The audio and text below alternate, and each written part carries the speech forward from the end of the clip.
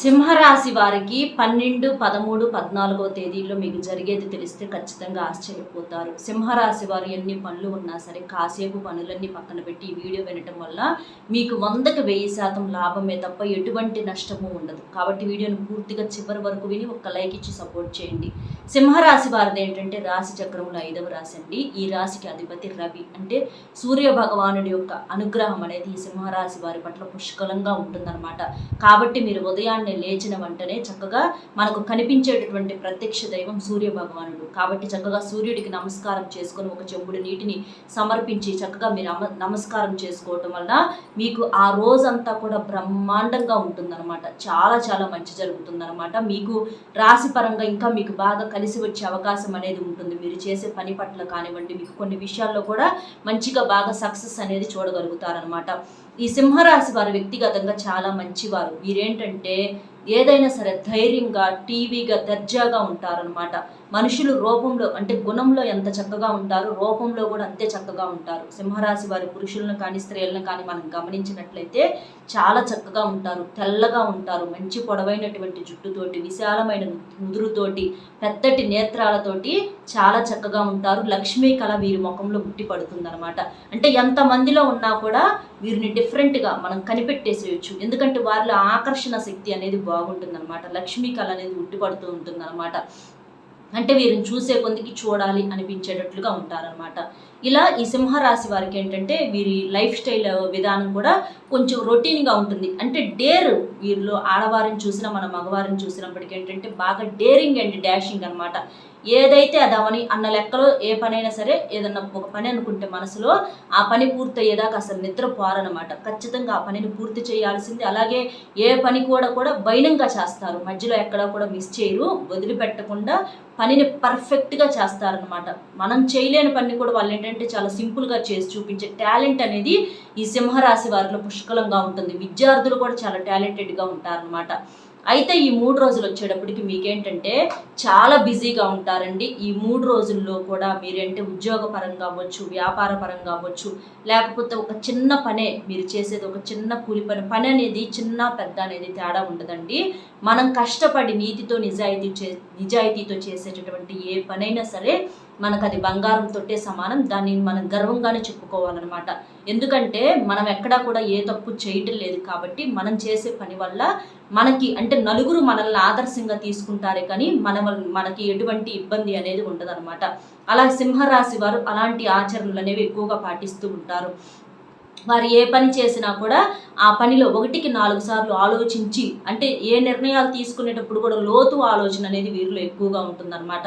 ఏదైనా సరే గబక్కున ఎవరిని ఒక మాట అనరు, అలాగే వీరిని ఎవరన్నా అన్నా కూడా ఒప్పుకోరు. వీరేంటంటే వారి పని వారు చేసుకుంటా వెళ్ళిపోతారు. కొంచెం వీరి ఎదురుగా ఎవరైనా ఇబ్బంది చేస్తున్నా కూడా మనస్తత్వం అనేది కొంచెం జాలిగా ఉంటుందన్నమాట. వారికి ఏదైనా చేతనైనటువంటి సహాయం, అది మాట రూపంలో అవ్వచ్చు లేదా డబ్బు రూపంలో అవ్వచ్చు, ఖచ్చితంగా సహాయం అనేది చేయడానికి ముందుగా ఉంటారు. కాబట్టి ఈ సింహరాశి వారి మీద దైవం యొక్క ఆశీర్వాదం అనేది పుష్కలంగా ఉంటుందన్నమాట. ఈరోజు ఇంత మాత్రమైనా ఉంటున్నారు అని అంటే దానికి కారణం మీ మంచితనం, మీరు చేసిన పుణ్యం, మీరు చేసిన పూజలు అనమాట. ఇలాగే సింహరాశి వారు ఏంటంటే మీ జీవితం అంతా కూడా ఇలాగే సాఫీగా కొనసాగాలి అని అంటే, కొంతమంది ఏంటంటేనండి ప్రశాంతంగా ఉన్న చెరువులో రాయి వేసినట్లుగా కొంతమంది వచ్చి మీ మనసుల్లో లేనిపోని క్రియేట్ చేస్తూ ఉంటారనమాట. అట్లాగా ఇట్లాగా భార్యాభర్తల మధ్య గొడవలు పెట్టవచ్చు, లేకపోతే ఇంట్లో అత్తాకోడల మధ్య తగులు పెట్టవచ్చు. ఇట్లా ఏంటంటే ఒకరి మీద ఒకరికి లేకుండా తోబుట్టువుల మీద ఒకరికొకరు చెప్పుకోవటం, ఇట్లాంటివి ఏంటంటే విరగదీసేస్తూ ఉంటారనమాట.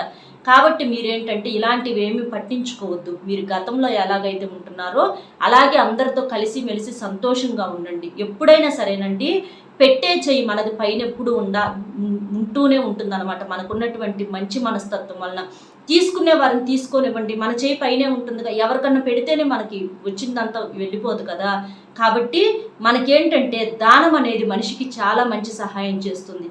చాలామంది తెలియక అనుకుంటున్నారు, అంటే అబ్బో దానాలు చేసే అంత గొప్ప వాళ్ళం మేము కాదులే, దానాలు చేస్తే ఇక మాకు రేపటి రోజున ఏమీ ఉండదు, మేము మళ్ళీ చివరికి ఒకరి దగ్గరికి వెళ్ళి చేసుకోవాల్సినటువంటి పరిస్థితి వచ్చింది అని చెప్పేసి అనుకుంటూ ఉంటారు. కానీ ఎప్పుడు కూడా అలా అనుకోవద్దు. దానం ఏంటంటే మీ శక్తికి తగ్గట్లుగా చేయాలి. శక్తికి మించి దాన ధర్మాలు చేయమని ఎవ్వరూ కూడా చెప్పరు. ఇది గుర్తుపెట్టుకోండి. మీ శక్తికి తగ్గట్లుగా ఎవరన్నా మీ ఇంటి ముందుకు ఒక బిచ్చగాడు వచ్చాడు అనుకోండి, వాళ్ళకు ఒక ముద్ద అన్నం పెడితే దానివల్ల నష్టమేమీ లేదు కదా.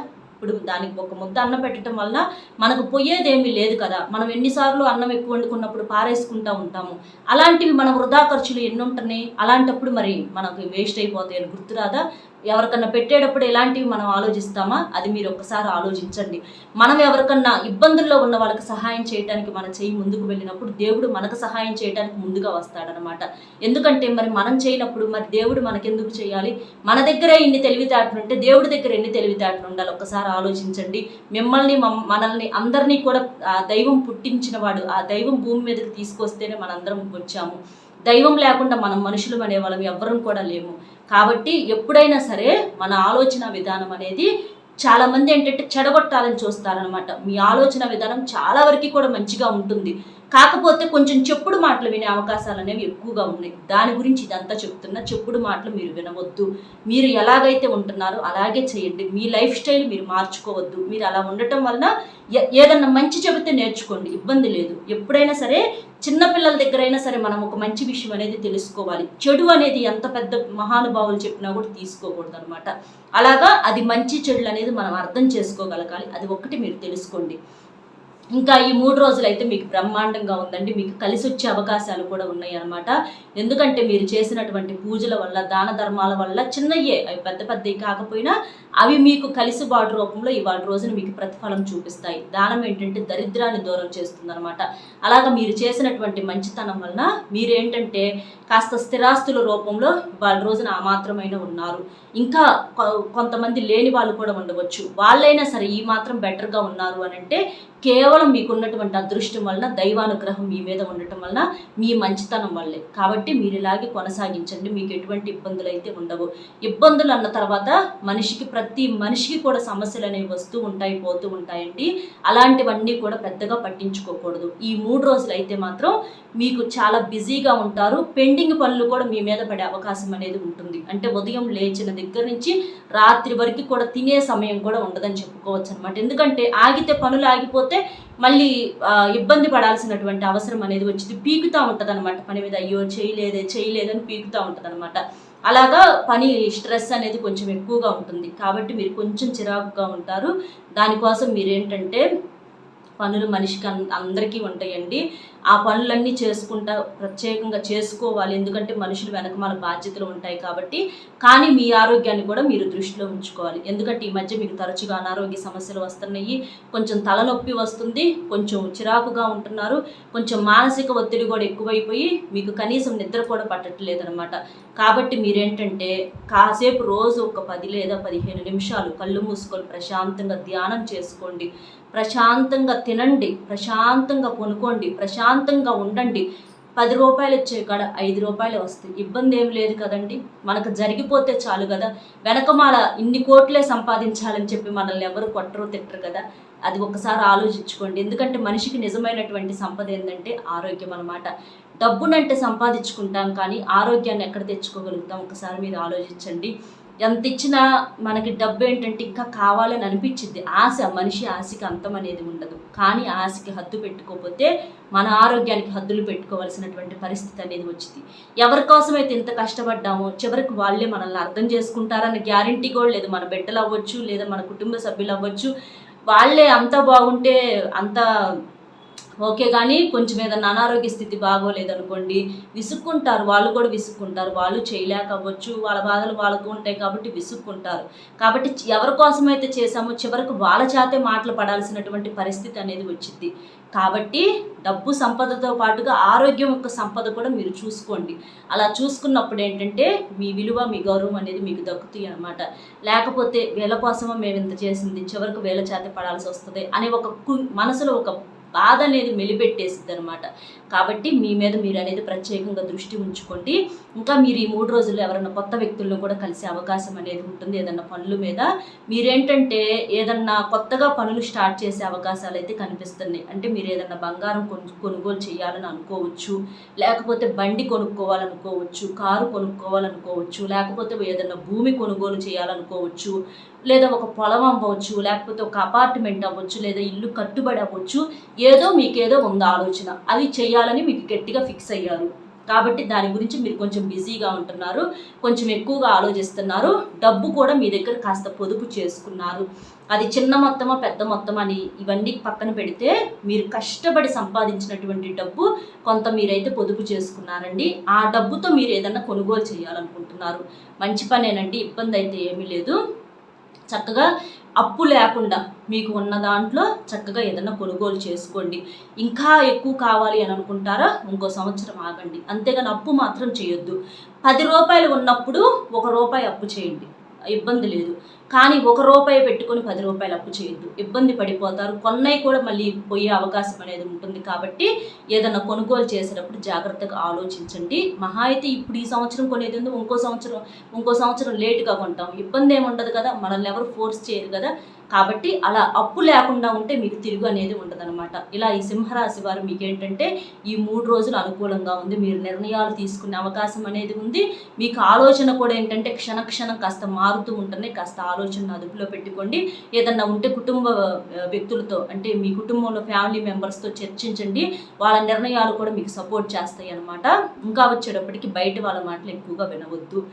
ఎందుకంటే ఒక్కోసారి ఫేవర్గా ఉంటాయి, మంచిని తీసుకోండి. అసలు మంచిని తీసుకోవద్దని ఎవరు చెప్పు. చిన్నపిల్లలు చెప్పినా కూడా వినాలి మంచి మాట. చెడు ఏదన్నా ఉందనుకుంటే అది మీరు ఆలోచించుకోగలగాలి. ఒకసారి కుటుంబ సభ్యులతో చర్చించండి. మీకేంటంటే డబ్బు ఈ 3 రోజుల్లో చేతికి అందుతుంది. కష్టానికి తగ్గ ప్రతిఫలాన్ని చూడగలుగుతారు. డబ్బు చేతికి అందుతుంది, కానీ ఖర్చు అయిపోతూ ఉంటుంది అనమాట. కాస్త వృధా ఖర్చులు తగ్గించుకుంటే మీకు ఇంకా ఫ్యూచరింగ్ అనేది చాలా బాగుంటుంది. మీలో కొంతమంది ఉద్యోగాల కోసం ఎదురు చూసే వాళ్ళు ఉన్నారు. ఈ 3 రోజుల్లో ఖచ్చితంగా మీకు ఉద్యోగ అవకాశాలు ఉన్నాయి. ఈ 3 రోజుల్లో మీరు దేవాలయాలకు వెళ్ళే అవకాశం కూడా ఉందన్నమాట. దైవారాధన వల్ల మీకు అంతా శుభం కలుగుతుంది. మీకున్నటువంటి శని ప్రభావాలు కూడా చాలా వరకు తగ్గే అవకాశం అనేది ఉంటుంది. దేవాలయాలకు వెళ్ళి కాస్త ప్రశాంతంగా ఉంటారు. కుటుంబ సభ్యులతో కాస్త ప్రేమగా మాట్లాడతారు, సంతోషంగా ఉంటారు. ప్రేమించిన వారితో కూడా అనుకూలంగా ఉంటుంది. ప్రేమించిన వాళ్ళతో కాస్త సంతోషంగా మాట్లాడే అవకాశం అనేది ఉంటుంది. భార్యాభర్తల మధ్య కూడా సఖ్యత ఉంటుంది. గొడవల సంఖ్య కూడా చాలా వరకు తగ్గుతుంది. పిల్లలు కూడా మీకు అనుకూలంగా ఉంటారనమాట. ఇలా ఉద్యోగం లేని వారికి ఉద్యోగ భాగ్యం అనేది కలుగుతుంది. సంతానం లేని వారికి కూడా సంతానం కలుగుతారు. కొంచెం అధిక బరువుతో బాధపడుతున్నారు. ఆ అధిక బరువు తగ్గించుకోవడానికి మీరు ఆరోగ్యం మీద దృష్టి ఉంచుకోండి.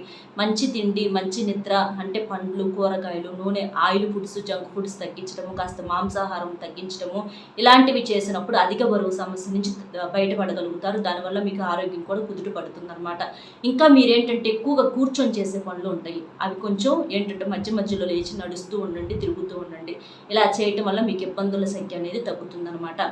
వివాహం కాని వారికి వివాహం జరుగుతుందండి. నచ్చిన సంబంధాలతో వివాహం జరుగుతుంది. వివాహ జీవితం కూడా బాగుంటుంది. ఇలా ఈ 3 రోజులు వచ్చేటప్పటికి కూడా మీకు చాలా వరకు కూడా అనుకూలంగా ఉంటుంది. ప్రయాణాలు ఏదైనా చేసే అవకాశం ఉంటుంది. ప్రయాణాలు కూడా మీకు అనుకూలిస్తాయి. కాకపోతే ప్రయాణాల్లో జాగ్రత్తగా ఉండాలి. ప్రయాణాల్లో అనుకూలతల వల్ల మీకు కొంచెం అంటే ఒక నిమ్మకాయ తీసుకొని పూజ చేయించుకొని ఆంజనేయ స్వామి గుడికి వెళ్ళి పూజ చేయించుకొని కానివ్వండి, లేకపోతే మీరు ఇంట్లో పూజలు అనేది పెట్టుకొని నిమ్మకాయ తీసుకొని వెళ్ళండి. ప్రయాణంలో వెళ్ళేటప్పుడు ఆ నిమ్మకాయ తీసుకొని వెళ్ళి మీ పని అయిపోయి వచ్చేటప్పుడు, ఊరు దాటి వచ్చేటప్పుడు ఆ నిమ్మకాయ మళ్ళీ అవతల అంటే తల చుట్టూతో 3 సార్లు తిప్పుకొని విసిరేసిరండి. అలా చేయటం వల్ల ఏదైనా చెడు ఉన్నా కూడా మిమ్మల్ని పట్టి పీడించకుండా వెంట పడకుండా ఉంటుందన్నమాట. చేసే పనులు కూడా మీకు చక్కగా అనుకూలంగా ఉంటాయి అన్నమాట. ఇట్లా ప్రయాణాలు కూడా మీకు అనుకూలిస్తాయి అని చెప్పుకోవచ్చు. డబ్బును చూసి సంతోషపడగలుగుతారు. కష్టాన్ని మర్చిపోయే అవకాశం అనేది ఉంటుంది. ఈ 3 రోజులైతే మీకు పెద్దగా ఇబ్బందులు ఏమి లేవండి.